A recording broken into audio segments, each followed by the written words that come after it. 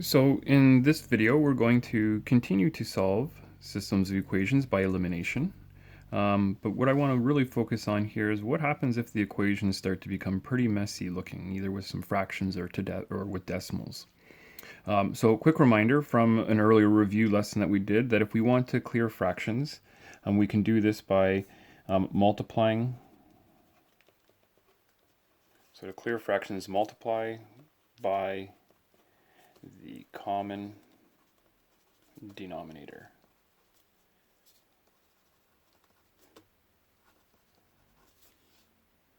So in this equation here, if I want to clear out these fractions, what I'm going to do is look at the denominator and say, well, what is my common denominator for 2, 4, and 6? So we have a common denominator here that is equal to 12.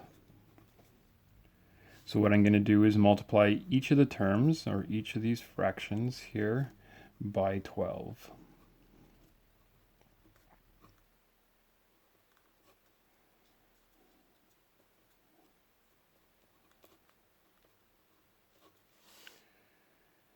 And then remember, as we do this, what we're really doing is we're multiplying this number into the numerator, and then we're just dividing by the denominator. So in this first fraction, I would do 12 times x, which is 12x divided by 2, gives us 6x, plus here I'm going to do 12 times 3y, that gives us 36y, 36y divided by 4 gives us 9y. And then lastly, we're going to do 12 times 1, and then 12 divided by 6 gives us 2. So in one quick step, we can actually clear those fractions out. Okay. As you do this, you're welcome to write this line, but I will say this line where we're actually showing the multiplication, that this line is optional. So if we want, we could just come back to the original question and say I'm going to multiply everything by 12. And then we can just go through fraction by fraction and say, well, if I multiply by 12 here, I would have 12x divided by 2 is 6x. 12 times 3y divided by 4 is 9y. 12 times 1 divided by 6 is 2. And that just allows us to make this a little bit cleaner and a little bit faster to get to that final answer. So here's our system of equations. So again, I'm going to then number them. There's equation 1 and equation 2. And since these equations both have fractions, my first step is really just to get rid of the fractions to see what do these equations look like without the fractions. So I'm going to say, well, equation 1, okay, my common denominator here is equal to 6. So I'm going to take this first equation and all I'm going to do is just multiply everything by 6. So if I do that, and I'm going to try doing this here without that in-between line, I'm going to multiply by 6. Remember, we multiply into the numerator. So if I do that, I'm going to have 6x divided by 3 gives me 2x. I'm going to have 6y divided by 2 will give me 3y. And then I'm going to have 6 times 1, so 6 divided by 3 gives me 2. And I'm going to renumber that and say that this is equation 3. I'm then going to take equation 2 and look at the common denominator here. So my common denominator here is 10. So I'm going to go through and multiply then everything here by 10 to clear those fractions. So if I do that, I'm going to have 10x divided by 2 gives me 5x. Then I'm going to have 30y divided by 5 gives us plus 6y. And then lastly, if I multiply by 10, I'd have 10 divided by 2, which gives me 5. And I'm going to say that is now equation 4. Now that we've cleared the fractions, we're kind of at that point where we were in our last lesson, where if I want to solve here by elimination, what I need is either the x coefficients to be the same or the y coefficients the same.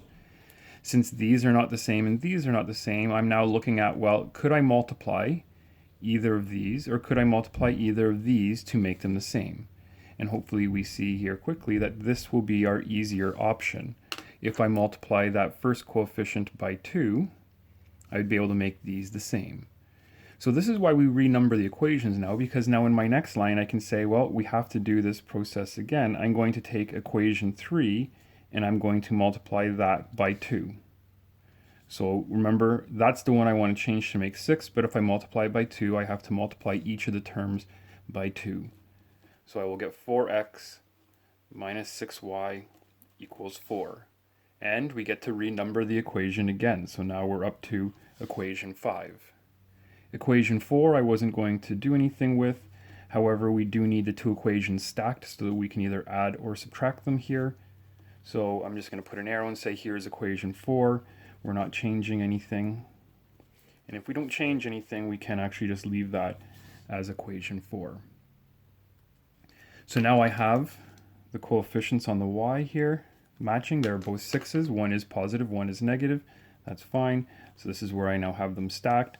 And we need to choose. Do we want to add or subtract these? Again, when one is positive and one is negative, okay, we will want to add these to make them 0.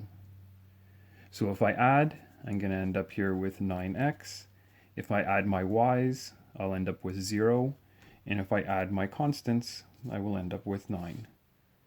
So it's that same process of elimination, but now we had to multiply 2 times. First, we were just trying to clean up the equations to get rid of the fractions. Once I do that, then I can go back to what we did in our last lesson and figure out how do I make the coefficients the same, and then we can go ahead and either add or subtract. At this point, finishing this off, I can divide both sides by 9 so that x is 1. We now have the x coordinate for our point of intersection.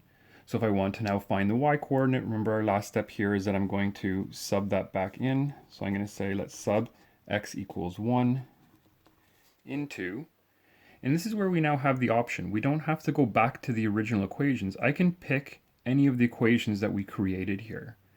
So instead of using these ones here that have the fractions, I'm going to jump to equation 3 or equation 4 and say, well, which one of those two do I want to use? This one has the smaller coefficient, so I think I'm just going to use equation 3. So I would have then 2 times 1 minus 3y equals 2.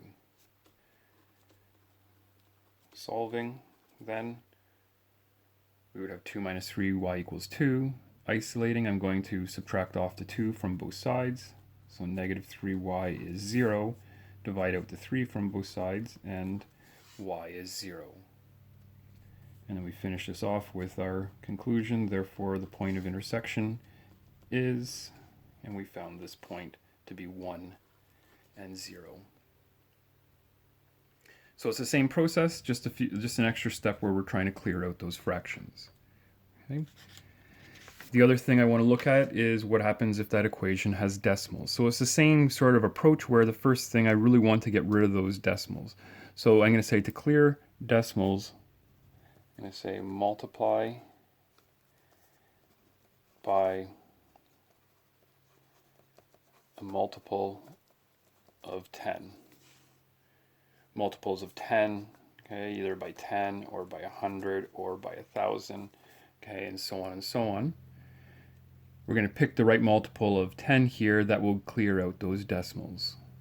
So I'm going to start here by numbering these, equation 1 and equation 2.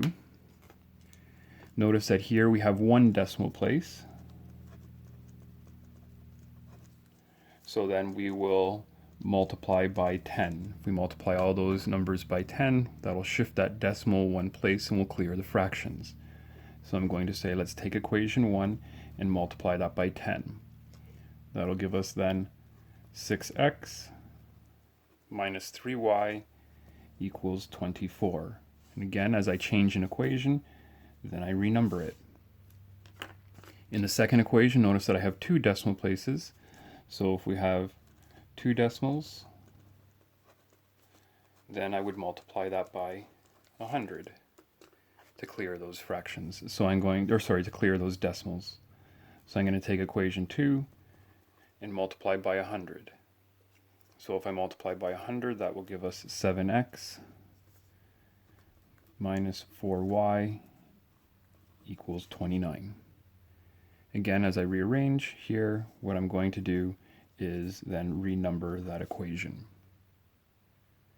At this point then, I now need to make a decision. Which variable do I want to isolate? Do I want to isolate the x's or isolate the y's?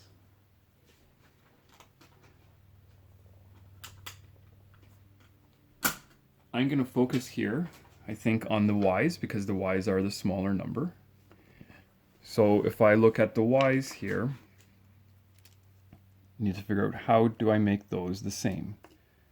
So I'm then going to take equation 3 and equation 4, and if I want to make those the same, what I can do is I could make them both 12. If I multiply equation 3 by 4, that would become 12, and if I take equation 4 and I multiply that by 3, that would become 12.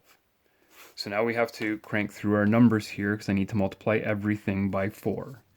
So if I multiply by 4 here, we would get 24x minus 12y equals, and multiplying by 4 will give us 96.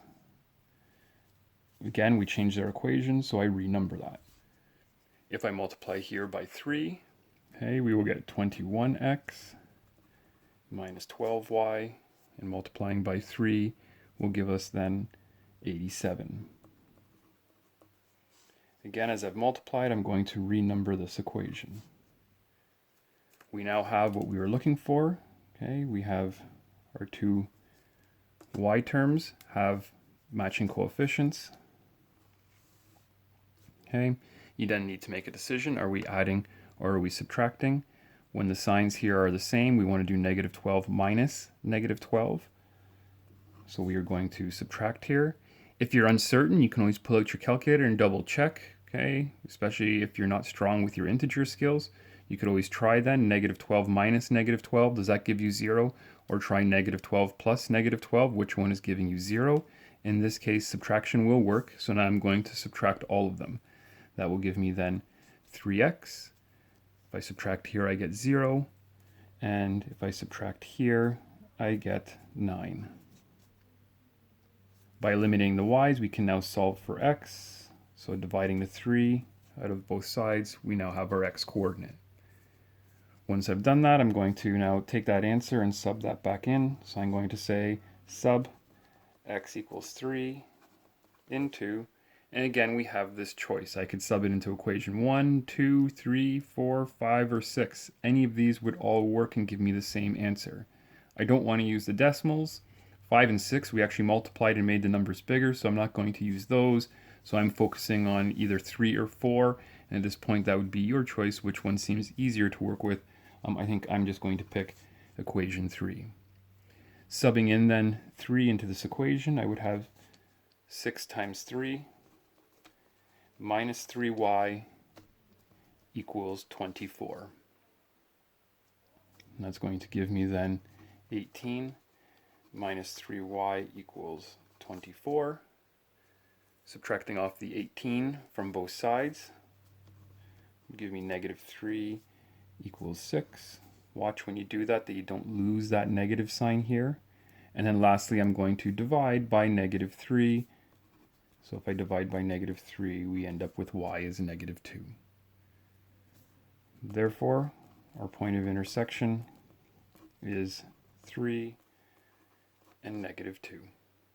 Okay, so same idea as what we use for fractions. When I see messy equations that have decimals, I'm going to multiply again by some power of 10 or some multiple of 10, 10, 100, 1,000, depending on how many decimal places I want to shift. If we want to shift 1, we can multiply by 10. If I want to shift 2, I would multiply by 100. If we had 3 decimal places, I would multiply by 1,000, and so on and so on. We first do that just to get rid of the decimals, and then we can go back to what we were doing in our last lesson, is to look at, can I make the x's or the y's the same?